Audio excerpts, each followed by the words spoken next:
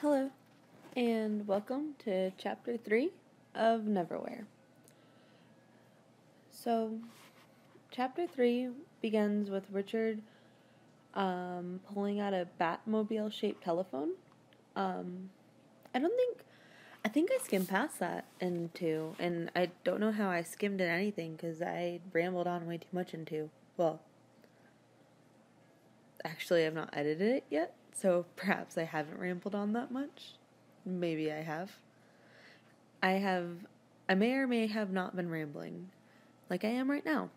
Anyways, in Chapter 2, Mr. V and Mr. C, our villains, cut Richard Mayhew's phone cord because back in the day, friends, your phone used to have to plug into the wall. And so you'd have a nice little box that plugged into your wall, and that was your telephone line.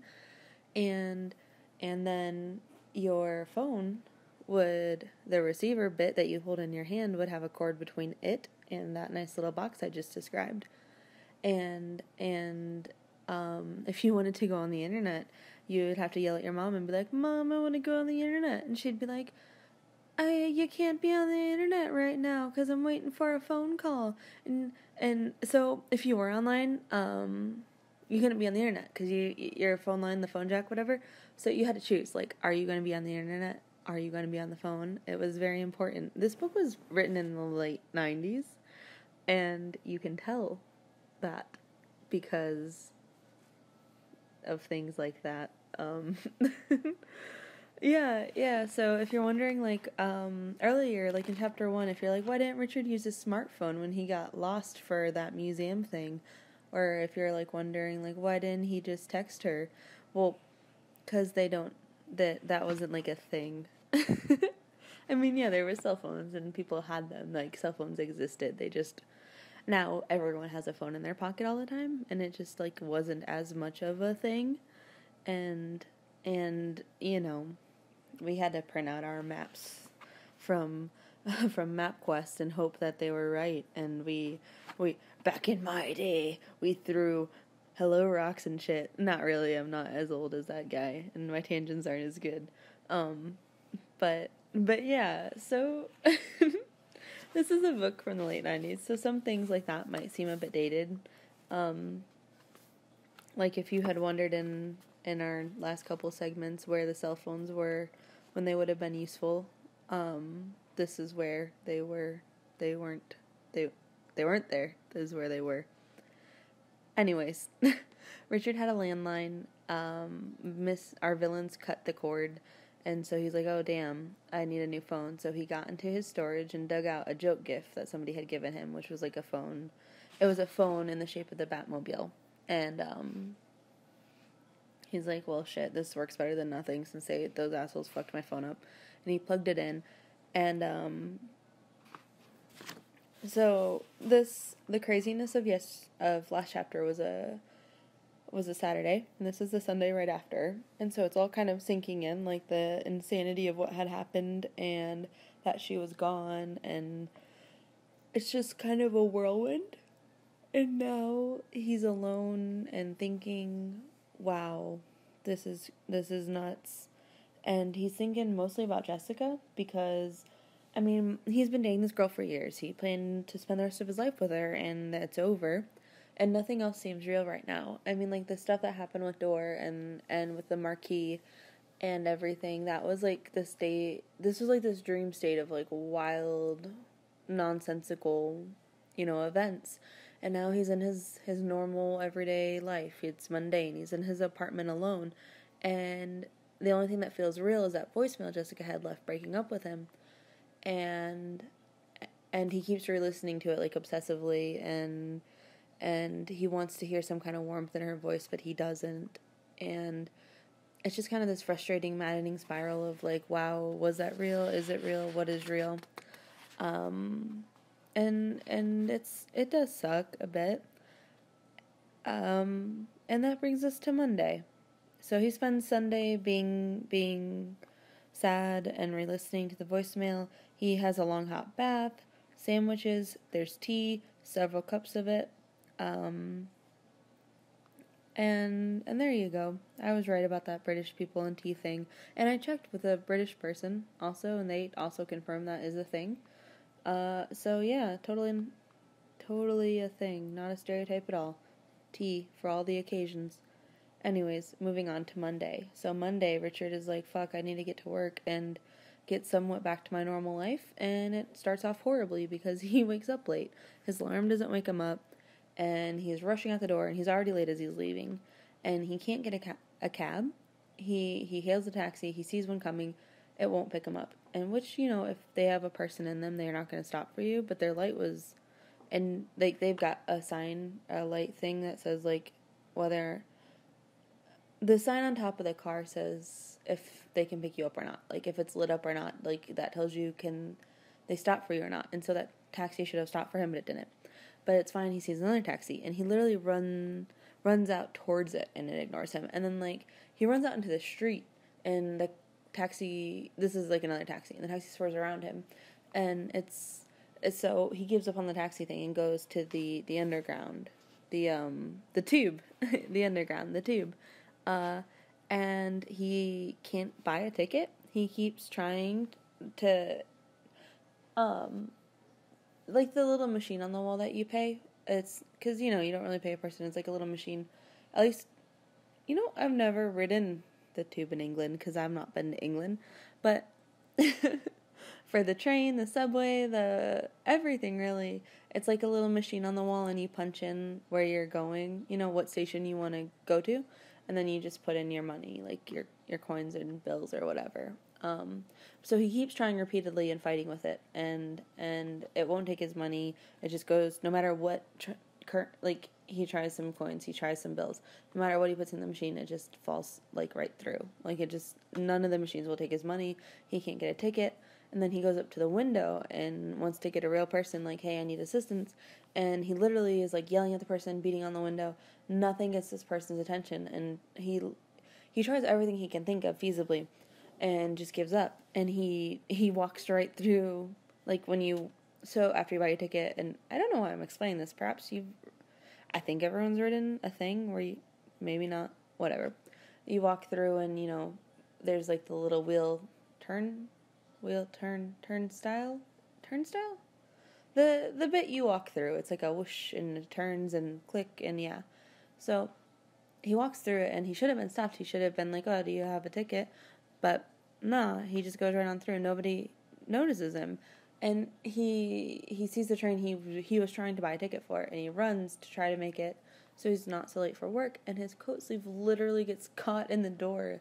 Like, which doesn't happen, like, on a train or a bus or whatever, a subway, an elevator, anything. The doors have little sensors in there, and if it knows you're there, it won't close. So, like, you could stick your arm through an elevator door, and it will not close on your arm. Like, that's a thing. I mean, it might in a horror movie, but not in real life. So the fact that the subway door tries to close on him is crazy enough in itself, but it catches his coat sleeve and rips it off and pulls him along with it a bit before it does. So he ends up stumbling and falling, and he scrapes up his knee, and he rips his suit, and it's a hot mess, and he's miserable. He's not even to work yet, and he's dropped his briefcase on the platform. His sleeve's been ripped off his suit. He fell down and ripped his pant leg, they say trousers. Anyways, so he gives up on trying to buy a ticket, and he just leaves the underground station. So he had to go back to that little turnstile gate place thing. And, like, when you leave that, they should ask you for a ticket, but they don't ask him. They don't stop him. He just walks on out. So finally he makes it into the office, and he says, like, I'm sorry, I'm late. And it's hours past when he should have been there. And he collapses in his desk. He's exhausted emotionally and physically from how long it took him to get to work and how weird the morning's been. And the weekend was hard and horrible in general. And he kind of has to do a double take because his desk is completely empty. And there's nothing on it. There's nothing in the drawers, there's nothing on top of it. And he's freaking out a bit and opening drawers and closing them and looking around. And everyone he says hi to won't talk to him. And the secretary, Sylvia, he walks up to her, gets up in her face, and no matter how or what he says, she just kind of doesn't really notice him. she's literally talking to other people around him when he's up in his face, and these movers come to carry Richard's desk away, and she's like directing them, oh yes, put it this way, even though he's literally yelling at her from inches away. Her attention slid off Richard like water off an oiled duck, which I think is great. Water off an oiled duck. Not that I don't want ducks to be oiled. That actually makes me sad. You know, when like an oil spill happens in the ocean and you see like you see the videos of like relief workers and they're like cleaning the animals with like dish soap and getting the oil off them. I mean, like, it's really sad. I mean, like, that's a good description, like oil sliding, like oil and water don't mix, so like water sliding off an oiled anything was a good description, but the oiled duck thing makes me a bit sad. Not that it truly matters, and it's a sad situation, and the duck isn't real. It's a simile. Yeah, it's a simile. Metaphor, simile, yeah. Like water off an oiled duck. Yeah, it's a simile. Yeah, that doesn't matter. I'm sorry. So Richard's freaking out. Nobody's paying attention to him. And Gary, the guy from chapter 1, he was supposed to meet for drinks and didn't that night. He runs over to Gary and is like trying to talk to him, and he gets embarrassed because Gary's writing a sexually explicit email not to his girlfriend. So Richard's like, oh shit, I should not have seen that. That's a weird email for me to see a person type. But anyways, he's trying so hard to get Gary's attention, and Gary literally is oh, excuse me. Gary literally doesn't see him. He looks around from his computer top while Richard's yelling at him and talking to him and doesn't even acknowledge that Richard exists. And then Richard just leaves. He walks out of the office, leaving his briefcase behind him, and he heads for Jessica. Jessica's office is so the building he works in and the building Jessica works in are like 15 minutes apart, and so he heads for Jessica's office to talk to her, and he walks down to her office building, and is like, if anybody will recognize me, it will be Jessica. And so he does see her. He confronts her, and she literally doesn't recognize him. He's yelling and talking and ranting and going on and on about how crazy the day has been. Well, he apologizes for what happened over the weekend, and then like goes into this crazy rant about how crazy the day has been, and she just she apologizes for not recognizing him and says she's terrible with faces, and then finally after a while she goes, Richard, your name is Richard Mayberry, which it's not. It's Richard Mayhew. And Richard, at first he thought it was like some kind of cruel joke, like, oh, she's mad because our engagement's over. She's mad because I walked away Friday night when he was supposed to meet her boss. Because Friday night he was supposed to meet her boss. Saturday is when he met the Marquis, and then Sunday was Mopey Day, and then Monday is what we're in right now. Anyways, so he's thinking like she's cruel, vindictive, getting back at him for the pain that Friday must have caused her. But no, she is genuine, and that is what hurts the most and drives it home for him. That's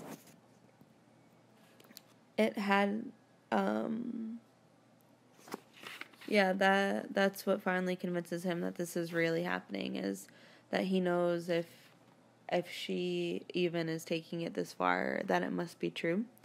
So he's really angry, he's really upset, he's frustrated, he doesn't understand what's going on, it's miserable, and he gives up and goes home.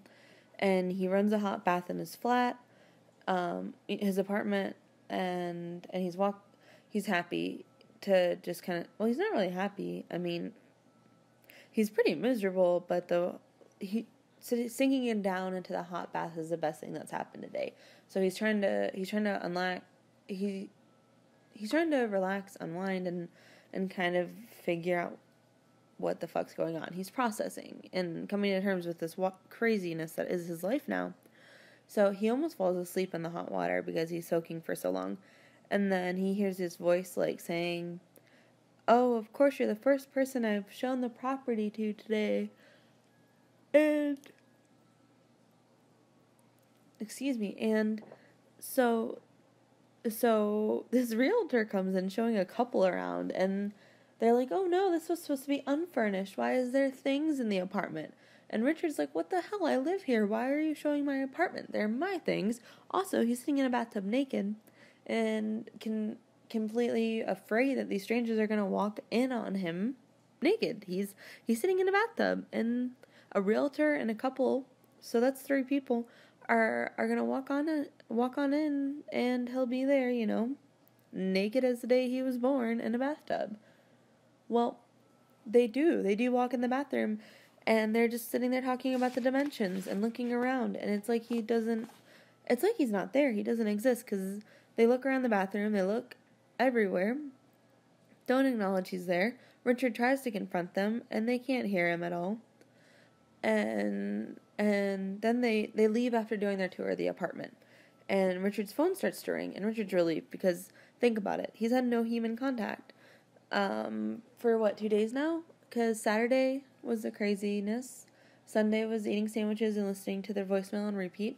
And then today, he's had no human contact until today. And today the human contact he had wasn't contact, because nobody talked to him, spoke to him, recognized him.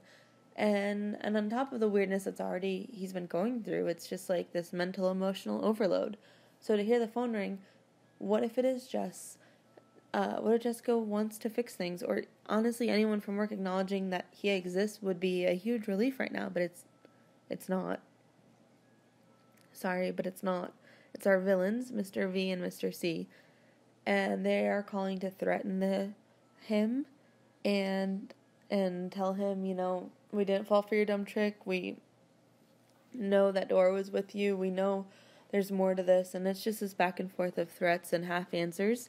And finally, one of the favorite bits of this, which is gross, and I don't know if favorite's the right word. Yeah, probably favorite. Mr. Croup. So this is Mr. Croup talking. Do you know what your own liver tastes like?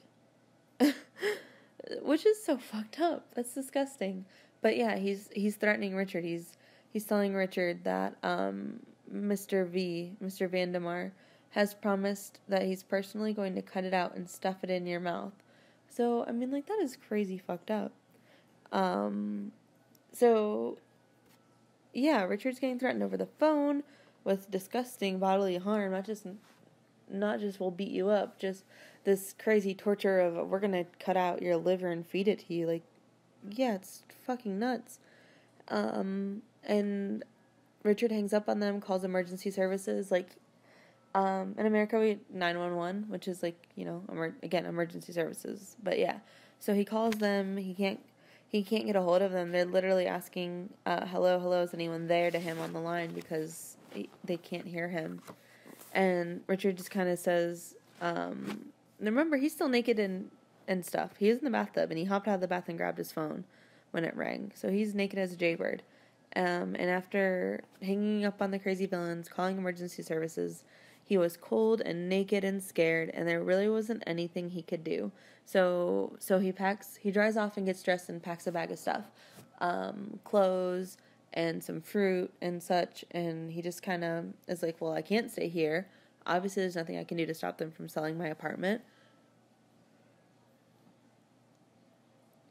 And takes off with his duffel bag full of things, wondering what the fuck is he going to do with his life. And the first thing he does is stop at an ATM, which won't take his card. He tries and tries and tries, and it tells him that the bank account is no longer valid. So his whole life is falling apart. I mean, we knew Jessica was going to break up with him when she had said that in the alleyway. She's the kind of person that means what she says. But now it's been not even a couple more days, and he's lost his apartment, his job, his everything. And the girl that, broke up with him isn't so much as I hate you as I don't even know you exist. Where nobody knows he exists. Everyone he's talked to today has completely ignored him, unless you count the villains on the phone. But it's like he's non-existent. And